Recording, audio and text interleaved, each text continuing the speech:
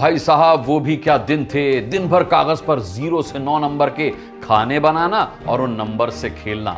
मेरी जनरेशन के लोगों को तो याद होगा सिंगल डिजिट वाली लॉटरी का वो दौर। नमस्कार, मैं हूं आपके साथ अनुराग मुस्कान। सब मोह है, सब माया है, सब मिथ्या है। लेकिन मैं लॉटरी की बात क्यों कर रहा हूं?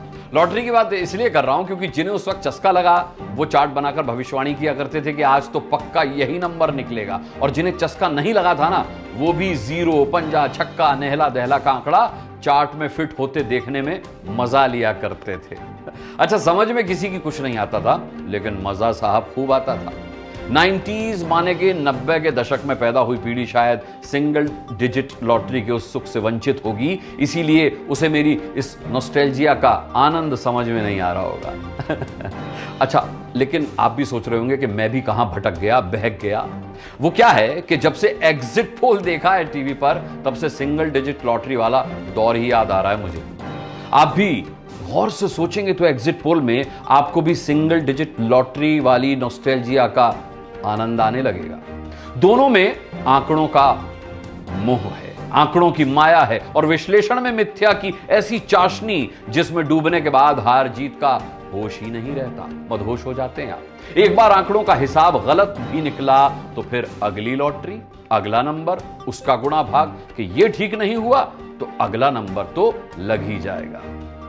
सिंगल डिजिट लॉटरी में जो लोग चार्ट बनाकर यह भविष्यवाणी करते थे कि आज फला लॉटरी का फला नंबर निकलेगा, यह उनका मोह था।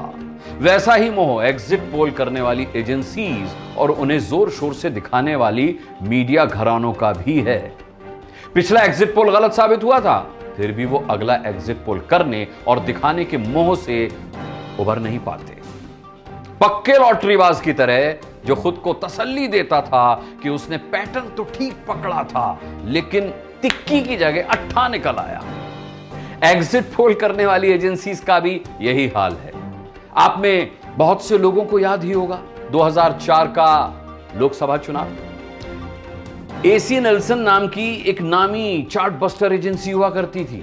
उसने इंडिया शाइनिंग के माहौल के हिसाब से बताया कि अटल जी का मैजिक चल रहा है, इसीलिए एनडीए 250 सीटें जीतेगी।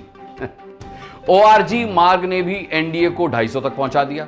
सी वोटर ने अपने एग्जिट पोल में दावा किया कि एनडीए 250 बहुमत का बॉर्डर लाइन पर। हुआ क्या? एनडीए 200 के अंदर सिमट गई और 200 के पार जाकर कांग्रेस के गठबंधन ने सरकार बना ली। सारे एग्जिट पोल फेल, लेकिन पक्के लॉटरी बाज की तरह किसी ने हार नहीं मानी। अगला इलेक्शन आया तो फिर एग्जिट पोल। इसमें एनडीए और यूपीए का बैलेंस बनाकर रखा गया, बिल्कुल लॉटरी की तरह, इक्का के साथ छक्का मिक्स करके। कुछ इसी तरह के सेफोलॉजिस्ट टीवी पर भी नजर आए। अच्छा, सबसे आनंददायक एग्जिट पोल 2014 का था। आंकड़ों के माहिर खिलाड़ी चाणक्य ने एनडीए को 340 सीट पर जीता हुआ दिखाया। अनुमान था कि आंकड़ा यही आएगा, 14 सीटें आगे पीछे हो सकती हैं। बाकी सारे एग्जिट पोल वाले एनडीए को 250 से 250 सीटों से ज्यादा देने के लिए तैयार नहीं थे। रिस्क था भाई कि अगर इससे ज्यादा दिया तो बाद में पलटी मारने के लिए आंकड़ों को अगर मगर करके समझाने का रास्ता बंद हो जाएगा। वही हुआ भी। एनडीए को 336 सीटें मिली। चाणक्य बम बम बम बम, बाकी सब बेदम। लेकिन कुछ ही समय के लिए फिर अगला चुनाव आया, फिर वही एग्जिट पोल का खेल, फिर एजेंसीज फेल।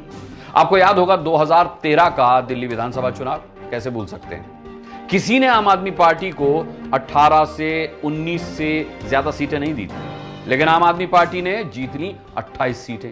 एग्जिट पोल के अनुमान से 10 ज्यादा सीट। 60 की विधानसभा में 10 सीटें कितनी होती हैं यह बताने की जरूरत है क्या? 2015 में किसी भी एग्जिट पोल ने दिल्ली में आम आदमी पार्टी को 30 से ज्यादा सीटें नहीं दी थी। केजरीवाल के इंटरनल सर्वे में 51 सीटों पर जीत का दावा किया गया तो सब ठहाके मारकर हंसने लगे। जो हंसे थे वो रिजल्ट देखने के बाद समझाने में जुटे थे कि साहब, आम आदमी पार्टी की तो आंधी चल रही है, इसीलिए हमने तो पहले ही बता दिया था कि अगर आंधी वोट में बदली तो भैया कुछ भी हो सकता है। अभी गुजरात और हिमाचल के एग्जिट पोल दिखाए गए, आपने भी देखे होंगे, तो उसका भी हिसाब आपको बता देते हैं।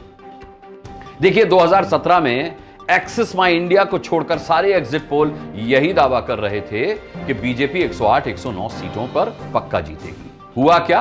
2095 के बाद पहली बार बीजेपी गुजरात में 100 के अंदर सिमट गई। इस बार सारे एग्जिट पोल बता रहे हैं कि गुजरात में बीजेपी 125 के पार होगी, है ना। पी मार्क नाम की एजेंसी कह रही है 128 से 148 के बीच सीटें बीजेपी जीतेगी। एक्सिस माई इंडिया 129-151 के बीच बता रही है। जन की बात कह रहा है कि बीजेपी 117 से 140 के बीच सीटें जीतेगी। सी वोटर 128 से 140 के बीच घूम रहा है। अगर ऐसा है तो मान लीजिए कि गुजरात में इस बार मोदी के नाम की लहर मोदी के काम की लहर से ज्यादा तेज है। वो क्या है कि मोदी जब गुजरात में सीएम थे तब भी बीजेपी कभी 127 से ज्यादा सीटें नहीं जीत पाई थी।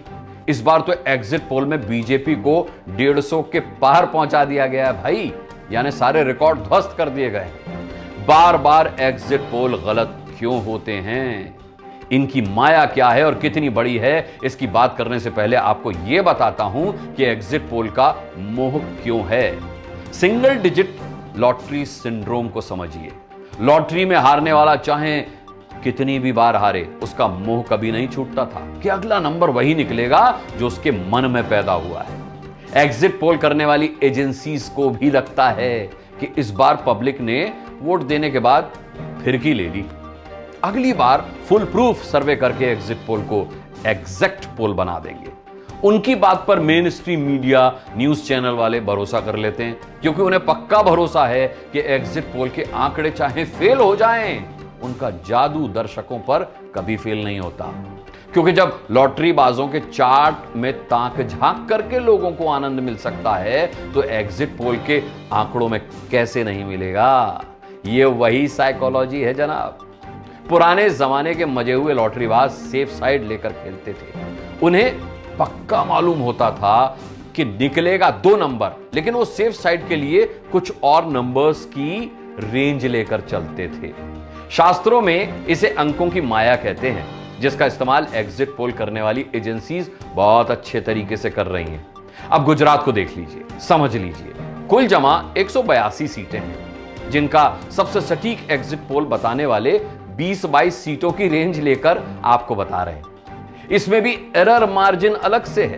पहले बता देते हैं कि भाई गलती की गुंजाइश 3% है। अब 3% वोट शेयर में गलती हुई तो सीटों का हिसाब किताब कितना पलटी मारेगा, इसका अंदाजा कोई नहीं लगा सकता। अगर सीटों के हिसाब में 3% गलती हुई तो 5 से 6 सीटें आगे पीछे होंगी। यह बात गुजरात को उदाहरण मानते हुए मैं आपको बता रहा हूं। अब एरर मार्जिन और सीटों की रेंज के हिसाब से देखिए। अगर बीजेपी 120 सीटें भी जीत लेती है, 128 सीट देने वाली एजेंसी भी खुद को 30 मार्का बताएगी, क्योंकि एरर मार्जिन के हिसाब से 122-123 की भविष्यवाणी तो उसने भी की थी।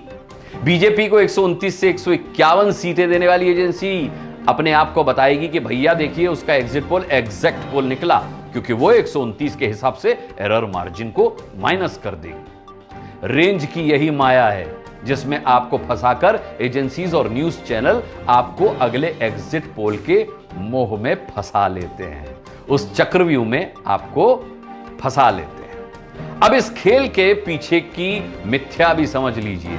एग्जिट पोल करने वाली हर एजेंसी यह दावा करती है कि सेफोलॉजी एक साइंस है जिसके फॉर्मूले पर सर्वे किया जाता है। सेफोलॉजी की साइंस बताती है कि अगर आपको किसी सीट का सर्वे या एग्जिट पोल करना है तो सबसे पहले यह मालूम होना चाहिए कि इस इलाके में किस जाति, किस धर्म, किस उम्र की आबादी रहती है, उसकी हिस्सेदारी कितनी है।